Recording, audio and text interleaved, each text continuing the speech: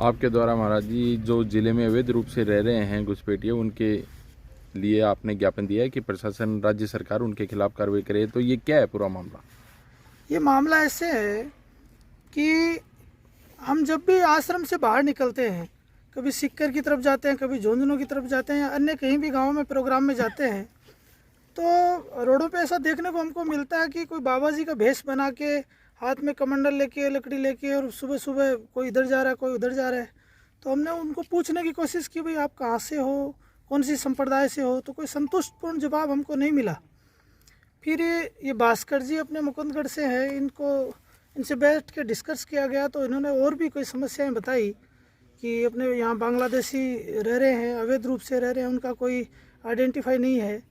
तो हमने मिल के विचार किया, फिर ये बोले मैं अपन चलेंगे, कलेक्टर जी को ज्ञापन दे के आएंगे मुख्यमंत्री जी के नाम। तो कल हम गए थे, तो वहाँ से आश्वासन मिला कि हम इस पर कार्रवाई करेंगे। तो आगे और भास्कर जी को पूछो, आप ये बताएंगे आपको। जी बताइए, आप भी काफ़ी लंबे समय से इसी को टारगेट ले रखा है आपने कि भाई काफ़ी रूप से अवैध घुसपैठ हो रही है देश में, और आपने जिले से ये मुहिम शुरू की है। आपका आगे का है कि आप प्रदेश स्तर तक इसे लेकर जाएंगे, तो आपने क्या क्या अब तक की जो इसमें जो ये आपका है टारगेट, इसमें क्या क्या चीज़ें अवैध रूप से जो रह रहे हैं लोग, उनका सामने आया है, किन किन लोगों को आपने चिन्हित भी किया है इसमें? देखो, अप्रैल 2021 के अंदर एक गोवन से भरा हुआ ट्रक हमने झुंझुनू मोडिया पहाड़ के पार वहाँ पे पकड़ा था। फिर वहाँ पे हमें ये समझ में आया कि जो ट्रक को भरने वाले लोग थे वो ऐसे लोग थे जिनकी कोई आइडिया नहीं है।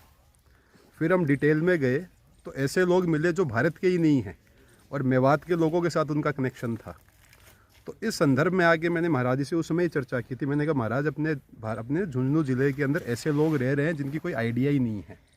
तो पहला तो हमारा एक पॉइंट वो था कि इनकी तरफ हमारा ध्यान, मतलब मेरा व्यक्तिगत आकर्षित कैसे हुआ। फिर अप्रैल 2021 से मैंने पूरे ज़िले के अंदर अपनी पूरी टीम को एक्टिव किया हुआ है। आरटीआई मैंने लगाई हुई है, आरटीआई का डेटा हमारे पास आ गया है। उस आरटीआई के बेस पर हमने पूरे ज़िले के जितने भी जो शहरी क्षेत्र हैं, उन शहरी क्षेत्र के अंदर ये पाया गया है कि बाहर के लोग हैं तो बांग्लादेश के हैं या कोई दूसरे देश के हैं, और झुंझुनू ज़िले के अंदर जो बहुत सारे लोग उनको पनाह देते हैं फर्जी दस्तावेज बना के। और अपने झुंझुनू ज़िले के अंदर जितनी भी ये छोटी मोटी घटनाएं होती हैं, चोरी है, डकैती है, उन सब में उनका विशेष रोल होता है। झुंझुनू ज़िले के जितने भी शहरी क्षेत्र हैं, नगर पालिका क्षेत्र हैं, उसमें अगर प्रशासन सर्च ऑपरेशन करे तो निश्चित रूप से ऐसा कोई नगर पालिका क्षेत्र नहीं बचेगा जिसमें 100 से 200 फर्जी राशन कार्ड नहीं बनाए गए हों। मुकुंदगढ़ नगर पालिका की आरटीआई हमने लगवाई थी, आरटीआई की डिटेल हमारे पास आ गई है। 2015 के बाद में अब तक 657 राशन कार्ड बने हैं। और राशन कार्ड तभी बनता है जब या तो पार्षद या कोई जनप्रतिनिधि उनको सत्यापित करता है। अब उनके डॉक्यूमेंट्स हम मांग रहे हैं, कंप्लीट डिटेल्स है उसके अंदर। ये पूरा एक स्कैम है पूरा का पूरा। इसमें क्या होता है कि जो लोग एक धर्म की आड़ के अंदर बहुत गलत काम करते हैं, उनके यहाँ पे लोकल क्षेत्र में एजेंट पाए जाते हैं उन लोगों के। तो एजेंटों के द्वारा सरकारी हस्तक्षेप होने के कारण उन लोगों को यहाँ पर एक तरह से जगह दी जाती है। अब ये तो हुआ मेन सिस्टम। अब सबसे मेन मुद्दा कि आज अपने क्षेत्र के अंदर ऐसे लोग आके रह रहे हैं, वो कल को कोई भी ऐसी घटना करेंगे तो पुलिस प्रशासन किसको पकड़ेगा। आज हम दो धर्म के लोग आपस में रहते हैं, एक दूसरे के प्रति अपना सौहार्द का भाव है, लेकिन ऐसे लोग जिनके मन में कोई भावना ही नहीं है, वो लोग यहाँ पे रहेंगे, कोई भी गलत कर्म करके जाएंगे तो आसपास के क्षेत्र का पूरा लॉ एंड ऑर्डर यहाँ पे पूरा का पूरा बिगड़ जाएगा। तो 2 पॉइंट तो ये। अब इसके लिए कलेक्टर साहब को हमने दिया ज्ञापन, एसपी साहब को हमने दिया महाराज जी के नेतृत्व में, और प्रशासन ने निश्चित रूप से हमें आश्वासन दिया है कि हम इस चीज़ पे कार्य कर रहे हैं और जल्दी ही आपको सकारात्मक रिजल्ट मिलेगा। तो हमारा तो उद्देश्य, पूरी टीम है, कुछ चीज़ें खुफिया भी हमारे पास है, लेकिन मैं इतना आपको बोलता हूँ कि हमारे पास स्ट्रॉन्ग एविडेंस है। और मैं तो यही प्रार्थना करता हूँ कि जो भी व्यक्ति इन लोगों के राशन कार्ड बनाने में जिसने साइन किए, उन सब पे राष्ट्रद्रोह का तो मुकदमा दर्ज हो, क्योंकि किसी एजेंट के बगैर इनकी एंट्री यहाँ नहीं होती। तो ये तो दोषी हैं, चलो ठीक है, ये गरीब हैं, जो भी हैं, ये तो दोषी हैं उस चीज़ के लिए, लेकिन इनको अपने क्षेत्र में पनाह कौन देता है?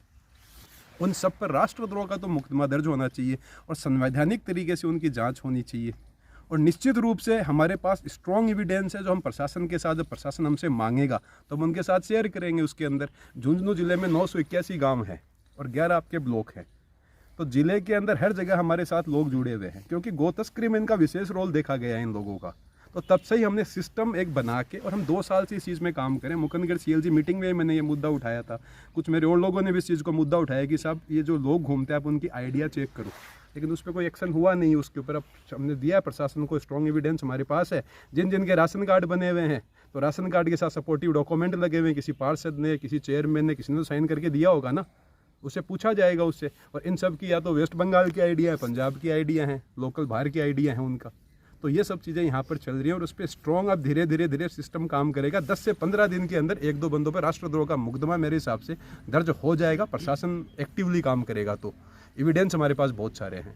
और जैसे मैं एक आम जनता से भी बोलना चाहता हूँ कि आपकी गली के बाहर जो ये कचरा चुगने के लिए जो लोग आते हैं, आप उनसे आइडिया मांगो। जितना ये कचरा चुगने का काम करते हैं ना, आप उन लोगों से आइडिया मांगो। एक भी आदमी आपको आईडी नहीं देगा, और आईडी देगा तो उनके पास यूपी की मिलेगी या उनके पास बिहार की मिलेगी। अब दूसरी बात ये बताओ, एक कचरा चुगने वाला व्यक्ति क्या प्रतिदिन के 500 रुपये कमा सकता है यहाँ पे? नहीं कमा सकता। तो वो क्या काम करते हैं? मेवातियों के लिए, क्रिमिनल लोगों के लिए किसका काम करते हैं? यहाँ पे एक तरह से इन्फॉर्मर का काम करते हैं। वो घूमेंगे, देखेंगे, बहुत सारे बंदे सर पे वो बाइक पे ले आएंगे सामान को, घूमते रहेंगे फर्जी आइडिया लेके, और वो सिर्फ क्या करते हैं, चारों तरफ रेकी करते हैं वो लोग। तो ये इस चीज़ को हर व्यक्ति अगर किसी बंदे से आईडी लेना प्रारंभ कर दे तो ये अपने आप में सुरक्षा का विषय है ये। क्योंकि शायद अपने झुंझुनू जिले के अंदर भी ऐसे बहुत सारे अपराध होंगे, अपराधी ने अपराध किया लेकिन उसकी डिटेल ही नहीं, कौन करके भाग गया। अपने झुंझुनू जिले का आपको मैं एग्जांपल देता हूं। अपने सुरेश रैना क्रिकेटर जो हैं, उनके किसी रिश्तेदार की हत्या हुई थी। उसके अंदर झुंझुनू में रहने वाले अनआइडेंटिफाइड रोहिंग्या इसके अंदर थे, जो झुंझुनू जिले में रहा करते थे, और फिर उनका उत्तर प्रदेश पुलिस ने एनकाउंटर किया है। तो सबको बोल रहा हूँ कि आपके आसपास जो भी संदिग्ध लोग हैं, पुलिस की हमें पुलिस का जो है हमें आँख और कान बनना पड़ेगा। किसी सामान्य व्यक्ति को हमें परेशान नहीं करना, लेकिन जो व्यक्ति इनका राशन कार्ड बनवाते हैं, जो 10-10, 20-20 लाख रुपए लेते हैं एक राशन कार्ड बनाने का, उन पे तो कम से कम कार्रवाई होनी चाहिए ना। तो हमारा तो यही है, उसके ऊपर पूरी मुहिम करेंगे। सरकार को हमने दिया है, और अगर प्रशासन अगर उस पर कोई प्रकार का एक्शन नहीं लेगा तो धरना है उसके अंदर। हर ब्लॉक के अंदर लोगों के हमारे पास फ़ोन आ रहे हैं, क्योंकि ये मुद्दा किसका, अपने बच्चों की सुरक्षा का है, क्षेत्र के अंदर प्रेम भाव को बढ़ाने का है। जैसे संत समाज का जो आगे का आदेश होगा उसकी हम पालना करेंगे। और ये सिर्फ हमारे क्षेत्र की नहीं, पूरा प्रदेश का ही है ये पूरा का पूरा ये, और एविडेंस पे हम काम कर रहे हैं इसके अंदर।